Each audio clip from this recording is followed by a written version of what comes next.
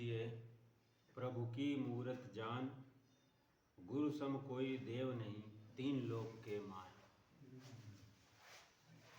संत राम कुमार साहब कहते हैं कि गुरु की पूजा ऐसी करनी चाहिए जैसे प्रभु की मूरत। प्रभु की मूरत की जैसे हम पूजा करें ऐसी पूजा करनी चाहिए, क्योंकि उनके समान कोई देव तीन लोक में नहीं है। कुमार गुरु को पूजते हरि आवे नज़दीक, और गुरु को छोड़त हरि छुट गई हैं, जाए बसे अति दूर। कह रहे हैं कि कुमार अगर गुरु को पूजते हैं तो हरि हमारे पास आते हैं, और अगर हम गुरु से दूर जाते हैं तो हरि उससे कहीं दूर जाते हैं। इसलिए कहते हैं गुरु ग्रंथन का सार है, गुरु है प्रभु का नाम, गुरु अध्यात्म की ज्योति है, गुरु है चारों धाम। गुरु ही सभी ग्रंथों का सार है और गुरु ही अध्यात्म की ज्योति है। बिना गुरु के अध्यात्म की ज्योति हमें प्राप्त नहीं हो सकती है। ज़्यादातर लोग हरि भक्त होते हैं, हरि भक्त बहुत हुए हैं, लेकिन जो गुरु भक्त हैं वो कम लोग होते हैं। और गुरु भक्त में जो सबसे शिरोमणि है गुरु भक्ति में, वो हुई हैं सहजोबाई। सहजोबाई अगर कहें तो गुरु भक्ति की सबसे शिखर है। उन्होंने गुरु भक्ति को सबसे अलग ही तरीके से देखा है और सभी संतों और महात्माओं को। कबीर साहब ने गुरु को बहुत महत्व दिया है, लेकिन सहजोबाई का गुरु के प्रति नज़रिया सबसे अलग है। सहजोबाई ने कहा कि राम तजू पर गुरु को न बिसारो, और गुरु के सम हरि को न निहारो। उन्होंने कहा कि राम को तो मैं तज सकती हूँ, यानी राम का त्याग कर सकती हूँ, लेकिन गुरु का नहीं कर सकती। उन्होंने कहा गुरु के समान मैं हरि को भी नहीं देखती हूँ। उन्होंने कहा कि हरि ने जन्म दियो जग माई। हरि हमारे ऊपर क्या उपकार करते हैं कि जन्म दे देते हैं। इस भवसागर में हम चले आते हैं तो ये उनका एक उपकार है कि हमें मनुष्य का जन्म प्राप्त होता है।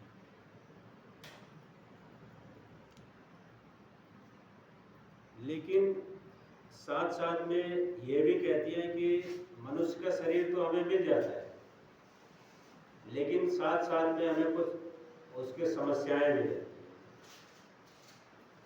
हैं। और हरि ने जन्म दियो है जग माही, गुरु ने आवागमन छुड़ाए।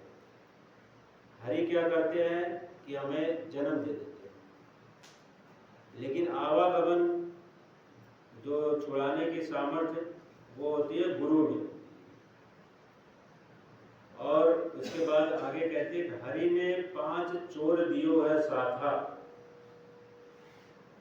उन्होंने कहा कि मनुष्य जन्म तो दे दिया,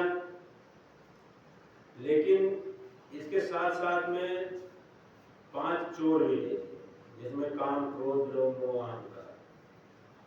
कह रहे इसकी वजह से जो भक्ति करनी चाहिए वो मनुष्य कर नहीं पाता है। इसमें क्या कहते हैं कि गुरु ने लई छुड़ाए अनाथा। हरि ने 5 चोर दियो है साथा, गुरु ने लई छुड़ाए अनाथा। क्योंकि मनुष्य बिना गुरु के अनाथ के समान है। अगर उसका गुरु ना हो तो अनाथ के समान है। इसीलिए कहते हैं कि गुरु ने उपकार किया मुझ अनाथ पे कि मुझे इस संसार से छुड़ा दिया।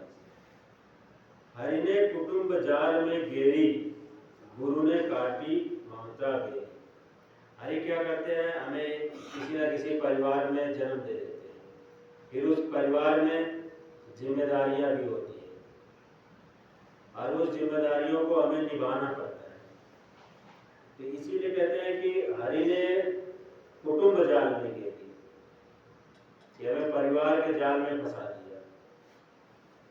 और गुरु क्या करते हैं, गुरु ने काटी ममता बेड़ी, गुरु ममता की बेड़ी को काट देते हैं और वो हमें ये समझाते हैं कि ये माता पिता भाई बहन ये तो हर जन्म में मिलते हैं, लेकिन गुरु भक्ति हर जन्म में नहीं मिलती। इसीलिए कहते हैं माता पिता मिल जाएंगे 1,84 माह, सतगुरु सेवा और बंदगी फिर मिलन की यहाँ।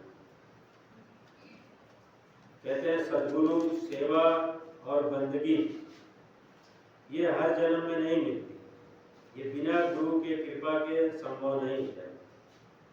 फिर सहजोबाई आगे कहती हैं, हरि ने रोग भोग उलझायो। हरि ने क्या किया कि हमें रोग और भोग, शारीरिक रोग भी देते हैं और संसार में भोग माया में भी फंसा देते हैं। और गुरु जोगी कर सबे छुटायो, लेकिन गुरु क्या करते हैं कि हमें हमारे अंदर वैराग पैदा करके ये रोग भोग से हमें मुक्त करा देते हैं। फिर आगे कहते हैं, हरि ने करम भरम भरमायो, गुरु ने रूप लखायो। कहते हैं हरि कर्म और भरम के जाल में फंसा देते हैं, लेकिन गुरु क्या करते हैं, हरि का रूप लखा के हमें इस संसार सागर से पार करा देते हैं। कहते हैं हरि ने मोरू आप छिपायो, गुरु दीपक दे ताहि दिखायो। हरि क्या करते हैं कि जन्म देने के साथ साथ हमारे शरीर के अंदर ही बैठ जाते हैं और अपने आप को छिपा के बैठ जाते हैं। लेकिन गुरु क्या करते हैं, गुरु दीपक दे ताहि दिखायो। गुरु रूपी जो दीपक है वो छिपी हुई वस्तु को दिखा देते हैं। फिर कहते हैं, फिर हरि बंद मुक्ति गति लाए, गुरु ने सबही भरम मिटाए। गुरु ये जितने भी हरि के बंधन जो दिए हैं उससे मुक्त करा देते हैं। फिर जो सहजोबाई के गुरु थे चरण दास, फिर उनके कहते चरण दास पर तन मन वारू, गुरु न तजी हरि को विसारू। वो कहते हैं कि मैं अपने गुरु के ऊपर तन मन सब निछावर कर दूंगी, लेकिन गुरु का त्याग नहीं करूंगी, चाहे हरि का ही त्याग क्यों न करना पड़े। इसलिए हरि भक्त तो बहुत होते हैं, लेकिन गुरु भक्त वो सहजोबाई हुई, जिनके समान गुरु भक्ति में और कोई नहीं। जिंदगी में बहुत सी समस्याएं आती रहती हैं, इसीलिए कहते हैं कि रहीमन विपदा हो भली, जो थोड़े दिन होए, हित अनहित या जगत में जान पर जाए। कहते हैं कि विपदा में ही लोगों की पहचान होती है कि अपना कौन है और पराया कौन। क्योंकि कहते हैं न रुकी है वक्त की गर्दिश, न जमाना बदला, सूखा पेड़ तो परिंदों ने ठिकाना बदला। क्योंकि संसार का यही नियम है कि जैसे जब पेड़ हरा भरा रहेगा तो पक्षियों का उसके ऊपर बसेरा होता है, लेकिन जैसे ही पेड़ सूख जाता है तो परिंदे जो होते हैं वो अपना ठिकाना बदल देते हैं। इसीलिए कहते हैं कि प्रीत न कीजिए पंछी जैसी, पेड़ सूखे उड़ जाए। कहते प्रीत पंछी जैसी नहीं होनी चाहिए, क्योंकि जब तक पेड़ हरा भरा है तब तक तो उसकी डाल पे रहो, लेकिन जैसे ही पेड़ सूख जाए अपना ठिकाना बदल दो। फिर कहते हैं प्रीत कीजिए मछली जैसी। प्रीत कैसी होनी चाहिए? मछली के समान होनी चाहिए। कहते हैं प्रीत कीजिए मछली जैसी, जल सूखे तो मर जाए। जैसे मछली होती है जिस गड्ढे में रहती है, वो उसमें अगर पानी कम होने लगता है तो वहां से वो जाती नहीं है। पानी सूख जाता है तो अपना वो प्रयास त्याग देती है, लेकिन वो जिस छोटा सा अगर तालाब है तो तालाब नहीं बदलती। इसीलिए कहते हैं कि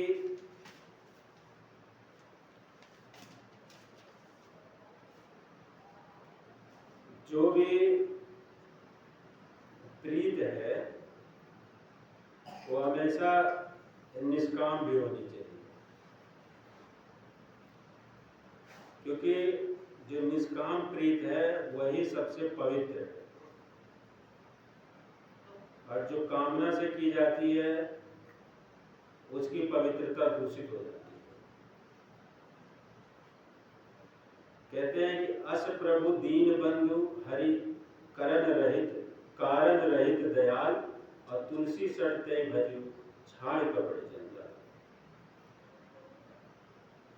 कहते हैं कि ऐसे प्रभु हमारे दीन दयाल है जो कारण रहित है।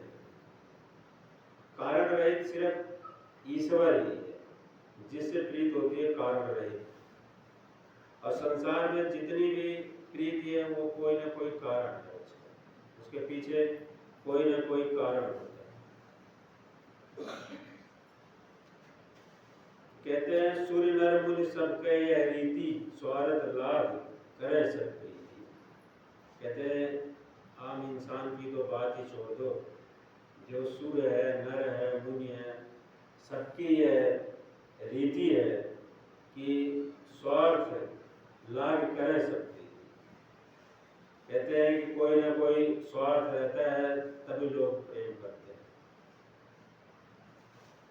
एक कवि हुए हैं गिरधर कविराज,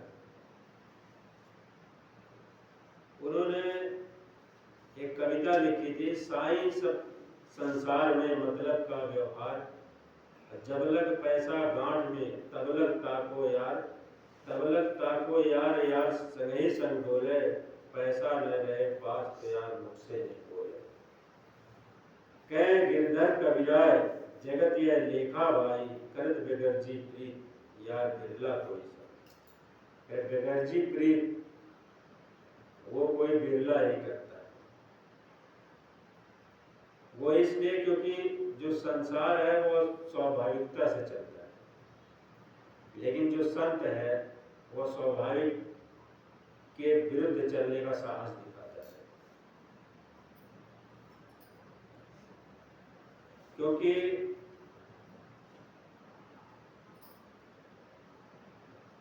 कहते हैं बिगड़ी बात बने नहीं, लाभ करे कि कोई, रहीमन फटे दूध को, माथे माखन न हो। कहते हैं कि जो बात एक बार बिगड़ जाती है फिर वो जल्दी बनती नहीं है, क्योंकि रहीमन फटे दूध को, मथे न माखन को। कहते हैं जो दूध एक बार फट गया उसको मथने से मक्खन प्राप्त नहीं होगा। एक बहुत ही मशहूर IAS हुए थे, उन्होंने कहा था कि मुझे किताब बता दो और परीक्षा की तारीख बता दो, और ये बता दो कितनी देर तक पढ़ना है। कह रहे हैं उसके बाद अगर कोई मुझसे आगे निकल जाए तो फिर मेरा नाम बदल जाए। ऐसे ही भक्त को होना चाहिए। भक्त को ऐसा होना चाहिए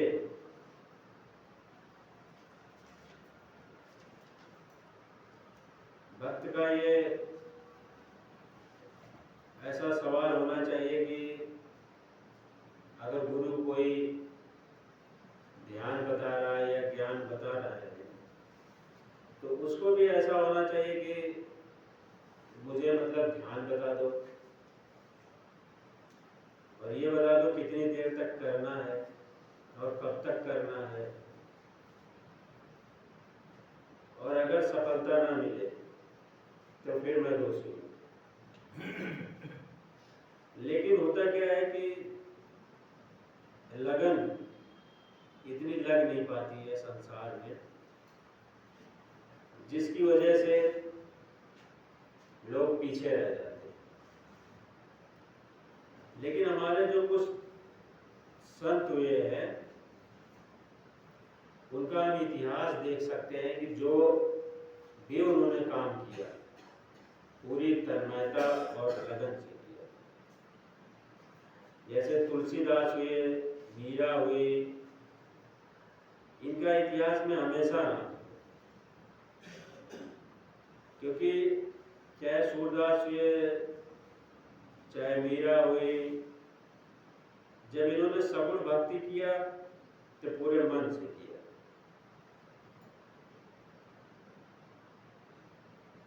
अगर तुलसीदास ने अगर जब भक्ति शुरू किया तो रामचरितमानस की रचना कर दिया, और मीरा ने जब सगुण भक्ति किया, कृष्ण की भक्ति की, तो विष का प्याला पी लिया। और उसके बाद में जब निर्गुण भक्ति किया तो उसमें भी इतिहास रच दिया। मीरा ने लिखा कि पायो जी मैंने राम रतन धन पायो, वस्तु अमूलक दी मेरे सतगुरु ने कृपा करा बनायो। पहले तो सगुण भक्ति किया, लेकिन सगुण भक्ति में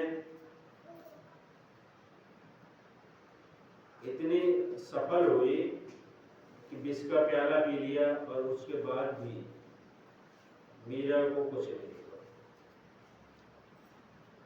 इसी प्रकार जो सूरदास थे वो भी पहले सगुण भक्ति करते थे,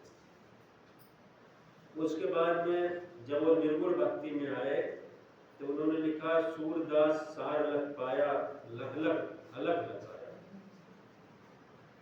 तो जब निर्गुण भक्ति में भी आए तो वहां पे भी उनको सफलता मिली।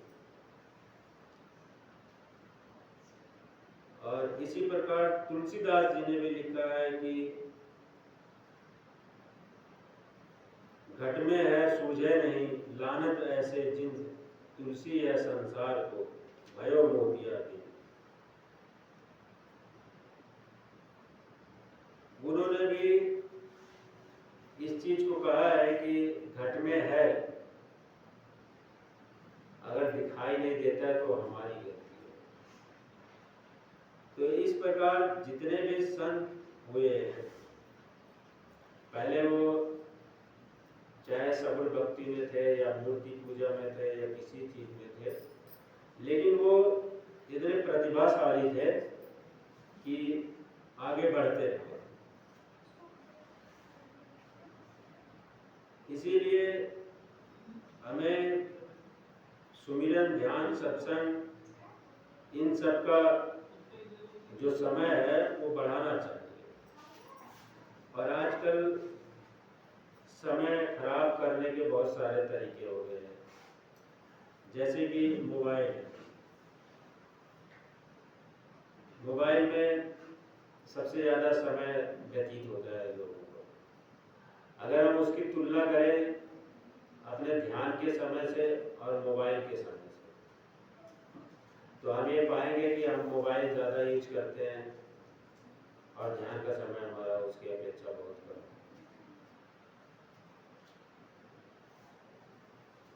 इसी प्रकार जब तुलसीदास जी ने अपनी पत्नी से न्याय किया तो सावन की महीने में उफनती हुई नदी को भी पार कर गए। और पत्नी ने उनको डांटा कि अष्ट चर्मस्य देहमम तामे ऐसी प्रीत, ऐसी जो श्री राम में हो तो हो दिन होगी। उन्होंने कहा कि जैसी प्रीत ये हाड़ चाम के शरीर में तुमने लगाई है, ऐसी प्रीत अगर श्री राम के प्रति हो तो ये भाव का भय ही मिट जाएगा। और ये बात जो तुलसीदास जी को बहुत ही कलेजे में छेद कर गई। और उसके बाद से वो अपना पूरा जीवन भक्ति में लगा दिया।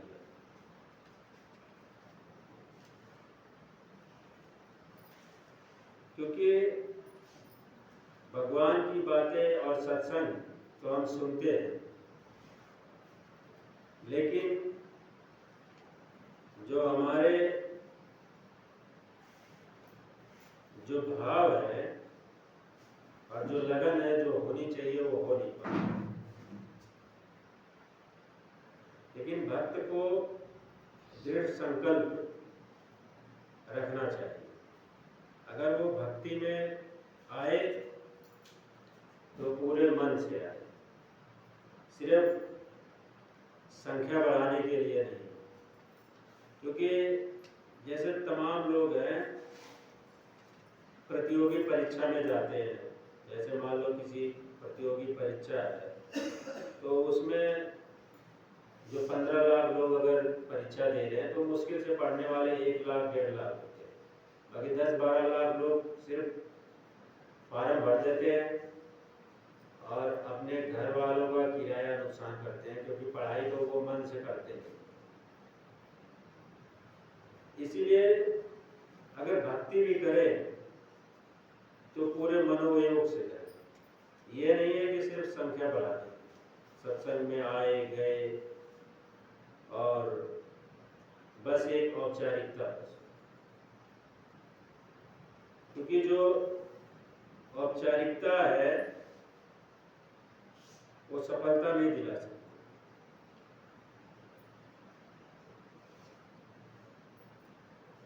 क्योंकि सफलता के लिए पूरी श्रद्धा और पूरी लगन की आवश्यकता होती है। जैसे अगर कोई व्यक्ति ध्यान करता है तो ध्यान में उसका मन नहीं लगेगा, मन दूसरी चीजों पे लगता है। लेकिन कहते हैं करत करत अभ्यास के जड़मत होत सुजान, रसरी आवत जात सिर पर पड़ती। कि जैसे अभ्यास करने से ही आदमी का काम बनेगा। क्योंकि कहते हैं practice makes a man perfect. बिना प्रैक्टिस के कोई किसी भी फील्ड में उसको परफेक्शन नहीं मिल सकती। अगर परफेक्ट बनना है किसी भी फील्ड में तो अभ्यास जरूरी है। वो ध्यान का अभ्यास बहुत जरूरी है। क्योंकि मन हमारा ऐसा है कि जो ध्यान नहीं करना चाहता, वो संसार के दूसरे जो रस है उसी में डूबना चाहता है। क्योंकि जो ईश्वर की अगर किसी पे दया है तभी वो सत्संग सुन पा रहा है, तभी वो सत्संग में आता है, सत्संग में समय दे पाता है। नहीं तो लोग अपने काम का बहाना, अपने लाभ हानि देखते रहते हैं और वो कभी भी सत्संग को प्राथमिकता नहीं दे पाते। क्योंकि अपने काम को, जो सांसारिक काम है, उसको आगे रखते हैं और सत्संग के काम को पीछे रखते हैं। जब कोई भी काम हमारे लिए सेकेंडरी हो गया, प्राइमरी नहीं है, तो उसमें सफलता कैसे मिलेगी? सेकेंडरी में अगर हमारे लिए भक्ति सेकेंडरी ऑप्शन हो गई तो फिर तो सफलता इसमें मिल जाएगी। भक्ति में प्राथमिकता देना बहुत आवश्यक है। वो सारे सांसारिक कामों को से भी ज़्यादा, सबसे ज़्यादा अगर किसी चीज़ को महत्व देना है तो वो है सत्संग को। बिना सत्संग को महत्व दिए अगर हम सोचें कि भक्ति में सफल हो जाएं तो ऐसा नहीं, क्योंकि दृढ़ संकल्प बहुत जरूरी है। अगर दृढ़ संकल्प नहीं होगा तो सफलता नहीं मिलेगी। ऐसे हरिवंश राय बच्चन की एक कविता है, वो कहते हैं कि जब नाव जल में छोड़ दी तूफान में ही मोड़ दी, दे दी चुनौती सिंधु को फिर धार क्या फिर मझधार क्या, कह मृत्यु को वरदान दी मरना लिया जब ठान ही, जब आ गए रणभूमि में फिर जीत क्या फिर हार क्या, जब छोड़ दी सुख कामना आरंभ कर दी साधना, संघर्ष पथ पर बढ़ चले फिर फूल क्या फिर अंगार क्या, संसार का पीपी गरल जब कर लिया मन को सरल, भगवान शंकर हो गए फिर राख क्या श्रृंगार क्या। कहते भक्त का जो दृढ़ संकल्प शेर की तरह होना चाहिए। जब एक बार भक्ति में आए तो कदम पीछे नहीं हटाना चाहिए, क्योंकि जब संसार के जो सुखों के प्रति जो कामना, जैसे कहते हैं छोड़ दी सुख कामना आरंभ कर दी साधना, जब सांसारिक सुखों की जो हमने अगर उपेक्षा कर दिया फिर उसके बाद साधना के पथ पर आगे बढ़ते रहना चाहिए, क्योंकि अगर हमारी लगन में कोई कमी रह जाएगी तो सफलता नहीं मिलने वाली।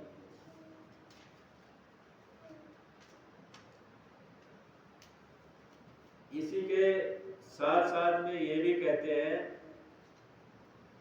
कि जो सत्संग है वो हमेशा ही जो अपना फ्रेंड सर्किल है उसी के हिसाब से बनाना चाहिए, सत्संग के हिसाब से, क्योंकि जो आदमी सत्संग से जिसको कोई लेना देना नहीं होगा, अगर कोई इंसान भक्ति करता है तो वो क्या करते हैं, उसका उपहास करते हैं, क्योंकि वो उनका कहीं ना कहीं मजाक बनाना चाहते हैं कि ये आदमी भक्ति कर रहा है, तो उसे कहीं ना कहीं डिमोरलाइज करने की कोशिश करते हैं। लेकिन जो संत वृत्ति के लोग होते हैं, इन सब बातों का उनको ऊपर कोई फर्क नहीं पड़ता, क्योंकि जो भी भक्ति करना चाहता है पहले उसका मजाक बनाया जाता है।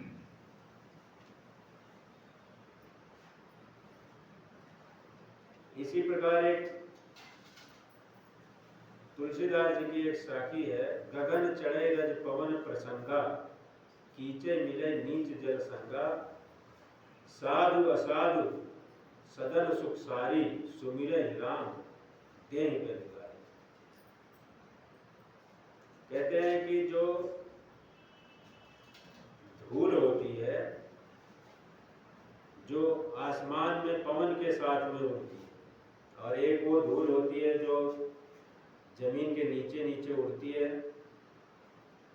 तो वो अगर कीचड़ होता है तो वो धूल कीचड़ में चली जाती है, और एक धूल होती है जो पवन के वायु के साथ में होती है।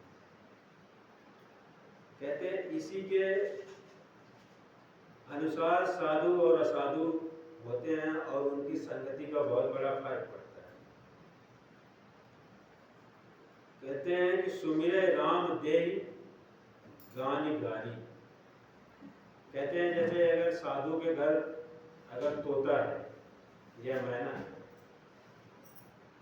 तो वो राम राम जपता है, लेकिन अगर वो असाधु के घर हो गया तो वो असाधु के घर अगर है तो वहाँ पे अगर लोग गाली गलौज करते हैं तो वो जो तोता मैना है वो गाली गलौज, दूसरे को कोई आएगा तो उसको गाली देते हैं।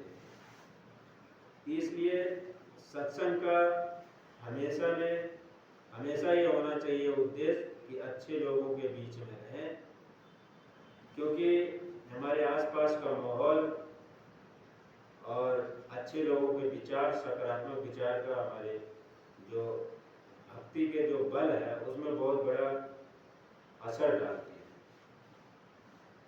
अब अगला सत्संग 2 मिनट बाद।